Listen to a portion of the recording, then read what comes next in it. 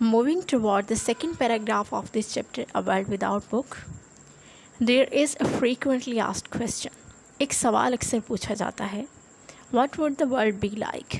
دنیا کس طرح کی ہوگی without books, کتابوں کے بغیر. ایک سوال اکثر پوچھا جاتا ہے کہ کتابوں کے بغیر دنیا کیسی ہوگی. The very question is absurd. یہ سوال بیہودہ ہے and depressing, اور پریشان کن ہے. It is always said, یہ اکثر کہا جاتا ہے that the latest technology, کہ جدید ٹیکنالوجی signals اشارہ کرتی ہے the demise of the book, کتاب کی موت کی طرف.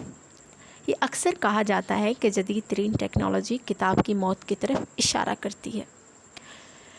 Decades ago, کئی عشرے پہلے, it was thought, یہ سوچا جاتا تھا that the radio would replace book, کہ ریڈیو کتابوں کی جگہ لے لے گا. کئی عشرے بیشتر یہ خیال کیا جاتا تھا کہ ریڈیو کتابوں کی جگہ لے لے گا. The fear had persisted throughout with the inventions of television and internet. یہ خطرہ ٹیلی ویژن اور انٹرنیٹ کی ایجاد کے ساتھ پورے دور میں موجود رہا.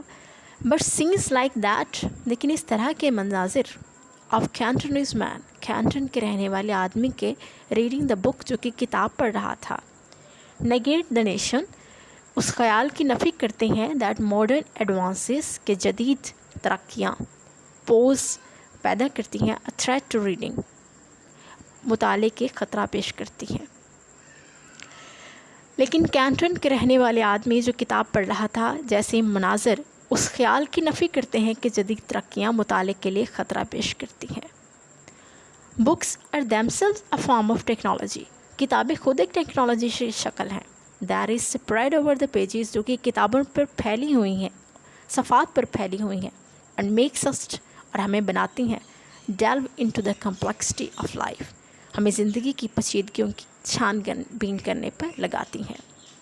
کتابیں خود ٹیکنالوجی کی ایک شکل ہیں جو صفحات پر پھیلی ہوئی ہیں اور ہمیں زندگی کی پیچیدگیوں کی چھان بین پر لگاتی ہیں.